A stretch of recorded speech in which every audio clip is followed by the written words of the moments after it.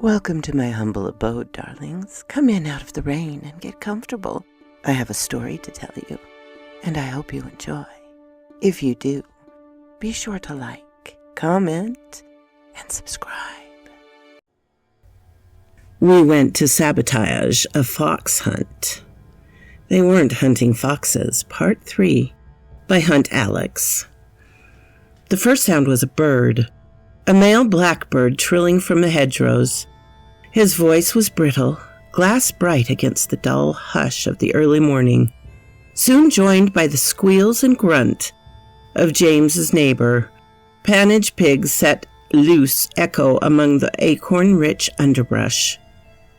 I sat by the window, tea cooling in his hand. He hadn't slept much that night. None of us had.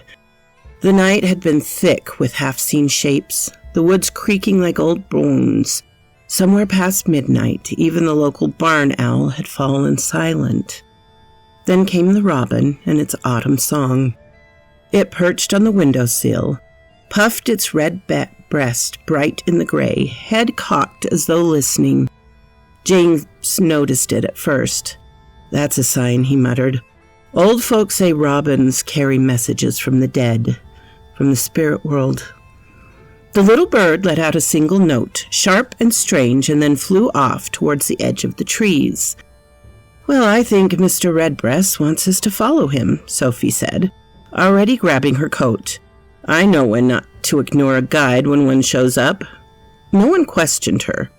In Harlow's Hollow, too many things weren't coincidences. We followed the robin deep in the woods, fluttering from branch to branch, sometimes waiting patiently for us to keep up, past the place where the offerings have been left the day before. Many are now gone or slowly decaying from the elements. As we tread, we could hear pheasants clattering through the underbrush. A hedgehog, perhaps, returning home from its late night of hunting, waddled across our path. The stillness was shattered by a sudden rustle, and there he was, Michael, the redling.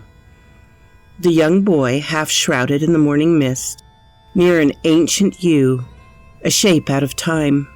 He wore the same fox pelt draped over his shoulder, matted with burrs and dried leaves. His eyes, human, yet met mine without fear. Sophie stepped forward slowly, crouched low. "Hey there, sweetheart. It's okay." The boy's head tilted. Then, with an uncanny quickness, he dropped to all fours and bolted, but not away. He circled them. Joining him from out of the undergrowth were foxes, badgers, stoats, weasels, and even a polecat. Low and silent, like a predator testing a herd. Nick whispered, "He's not just a kid anymore." "No," said James, voice raw.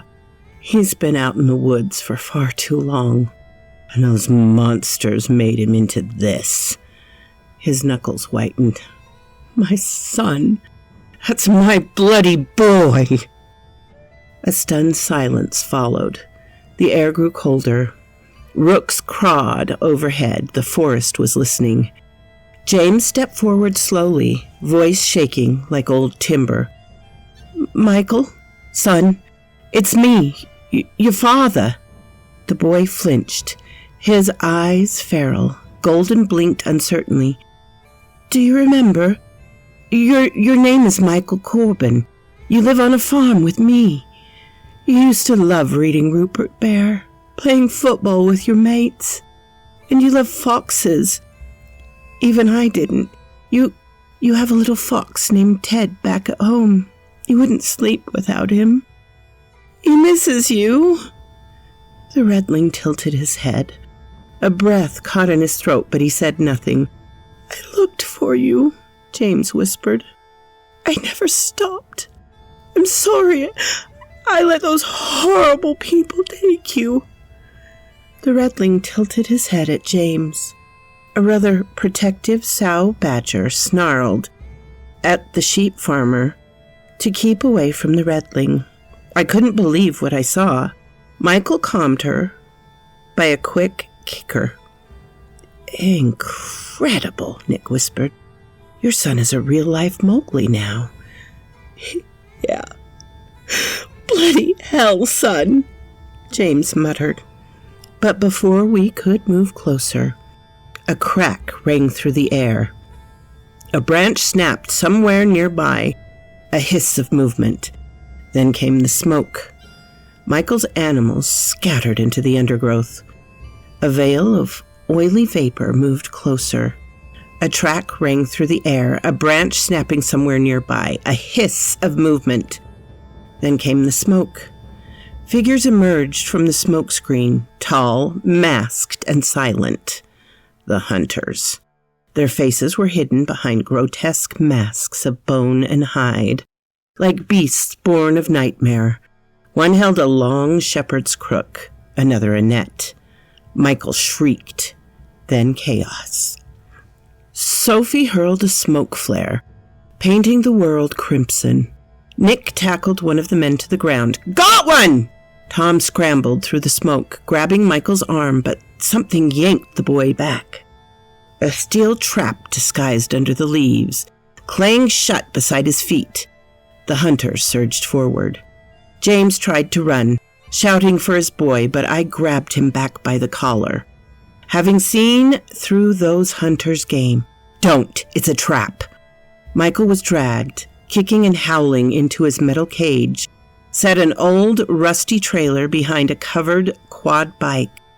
The hunters vanished into the smoke, their prize in tow. The cock robin returned. He flitted around James's head and then darted after the fleeing cage, its trill calling like a warning. Tom and Nick threw the bound cultist into the kitchen floor. The man's mask now cracked. He was no rural villager. His accent was posh, his clothing too, clean beneath the grime. "You're not from here," Sophie growled. "Well, aren't you a clever little chav?" the man sneered. "Does it matter? It's too late." I stepped closer, now intrigued what this ruffian had to say. "So you can keep pretending you lot own the land?" The cultist smiled wider, clearly indulging in our frustration.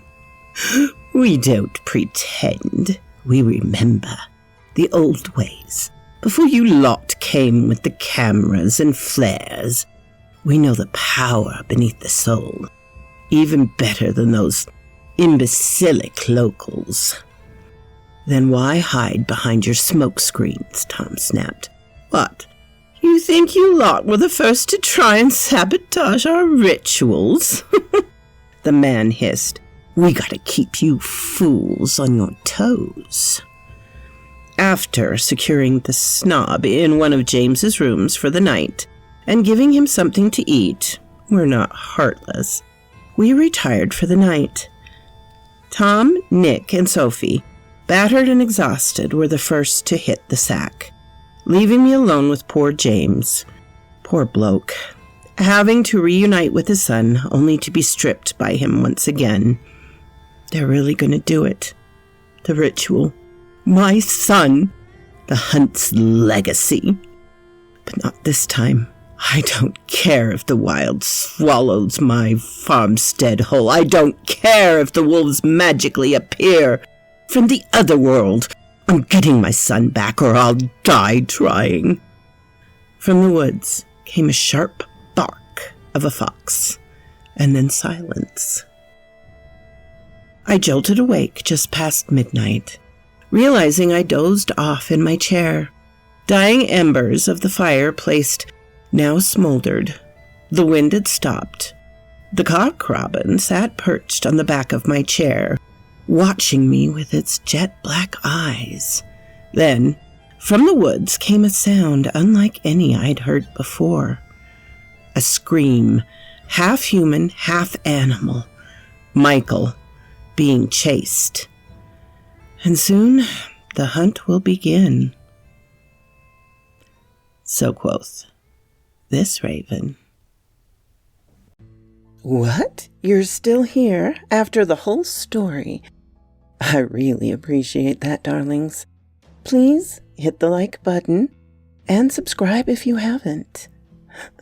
And I always love to hear from you. Have a glorious day, my darlings.